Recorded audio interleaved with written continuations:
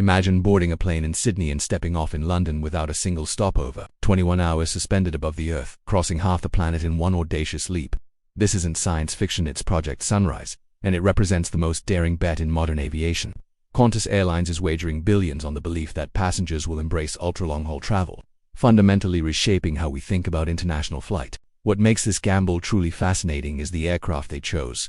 Despite successfully operating Boeing 787 Dreamliners on routes like London to Perth, Qantas rejected it entirely. When Boeing's 777X promised revolutionary capability and Airbus's A350-1000 ULR was already breaking records, Qantas surprised the industry.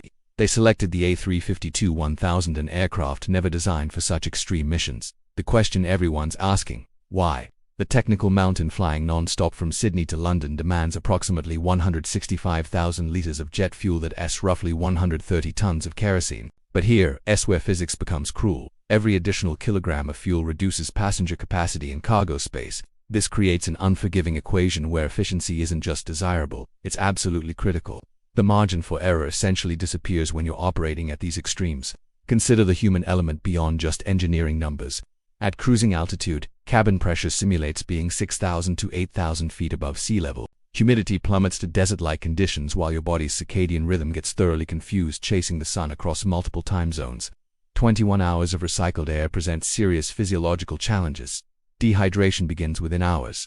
Deep vein thrombosis risks increase significantly, and mental fatigue compounds relentlessly throughout the journey. The competition reveals its limits when Qantas announced Project Sunrise. Both Boeing and Airbus rushed to pitch their finest aircraft. The Boeing 787 Dreamliner has proven itself efficient and reliable across countless routes worldwide. However, pushing it to connect Sydney and London non-stop exposes fundamental limitations. To achieve the necessary range, airlines would need to remove so many seats that ticket prices would skyrocket beyond market viability. Airbus's A350-1000 ULR currently holds the distance championship, already flying Singapore Airlines' record-breaking route. Yet even this specially designed variant would operate at absolute maximum capacity for Sydney-London service. Boeing's 777X looked compelling on paper with promised efficiency gains and impressive range, but reality intervened harshly. Engine certification dragged endlessly, delivery dates slipped repeatedly, and its heavier structure meant higher fuel consumption, creating exactly the economic problems Qantas needed to avoid. The surprising winner, Airbus, approached the challenge differently with remarkable strategic thinking. Rather than promising future miracles or pushing existing aircraft beyond sensible limits, they offered flexibility and proven performance. The A350-1000 wasn't originally engineered for Project Sunrise, but Airbus engineers identified genuine room for growth. They could add necessary fuel tanks, manage increased takeoff weights, and crucially, they already had the Rolls-Royce Trent XWB engines with millions of reliable flight hours. While Boeing made promises about aircraft still in development, Airbus focused on modifying proven technology. The A350-1000 struck the perfect balance that Qantas desperately needed: sufficient capability for growth without hitting hard engineering limits, enough efficiency to generate profits on these marathon routes, and reliability strong enough to stake $1 billion project on. Sometimes the best answer isn't the most exciting one. It's simply the one that actually works.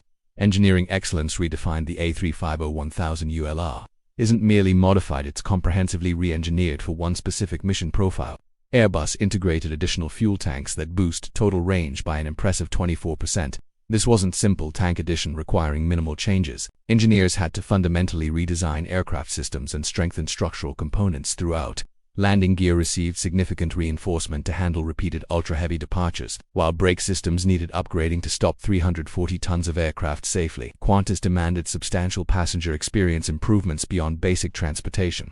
Environmental systems received complete overhauls. Cabin altitude drops to 6,000 feet, 2,000 feet lower than most commercial aircraft. Humidity levels increase significantly above typical standards, and advanced filtration systems refresh cabin air every 2 to 3 minutes. These improvements compound dramatically over 21 hours. Lower cabin altitude reduces fatigue, higher humidity prevents dehydration, and superior air quality means passengers arrive feeling remarkably better than on conventional flights. The $4 billion question: Qantas invested $4 billion in 12 specialized aircraft at list prices. That's not simply a purchase, it's a strategic declaration about aviation's future direction. The A350-1000 ULR burns 25% less fuel per seat compared to previous generation aircraft, and 13% more efficiently than Boeing's 777X. On a single 21-hour flight, burning roughly $400,000 worth of fuel, that efficiency advantage translates into millions in annual savings across the fleet. Qantas's seat configuration reveals their economic strategy clearly. Just 238 total seats in an aircraft capable of holding over 400 in high-density configuration.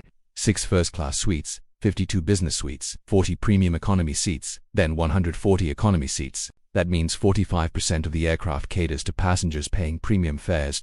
The target market is specific: CEOs, government officials, celebrities, and ultra-wealthy travelers who value time over cost. For them, saving 4 to 6 hours isn't mere convenience, it's quantifiable value. The passenger experience dilemma, the fundamental question haunting Project Sunrise, remains.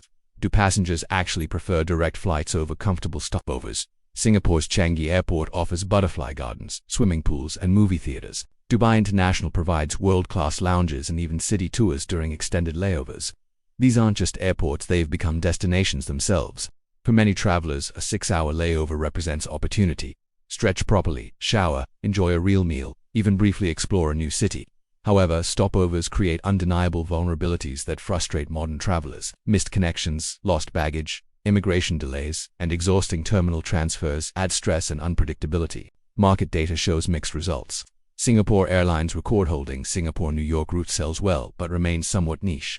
Reviews split between business travelers who deeply appreciate it and leisure passengers who experience genuine cabin fever. Price will ultimately determine adoption rates.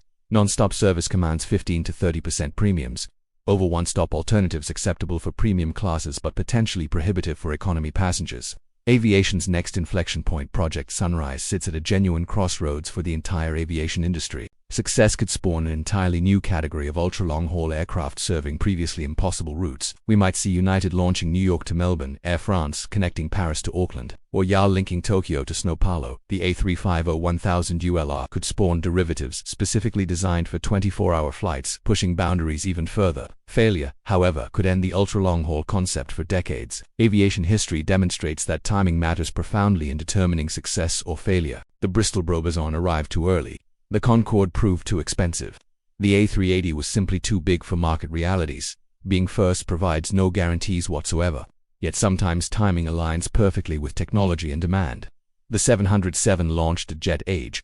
The 747 democratized international travel. The A320 revolutionized short-haul economics. Project Sunrise could represent aviation's next transformative moment or its most expensive cautionary tale about engineering limits versus human preferences. Join the World Documentaries community and be part of these fascinating explorations into innovation and human ambition. Subscribe, hit the like button, and share your thoughts in the comments below. Would you spend 21 hours in the sky to save a day of your life? Have you experienced ultra-long-haul flights before? We'd love to hear your experiences and perspectives on whether aviation's future lies in going further without stopping, or if we've finally discovered the limit of how long humans should reasonably remain airborne. Your insights help shape our future content. Let's continue this conversation together.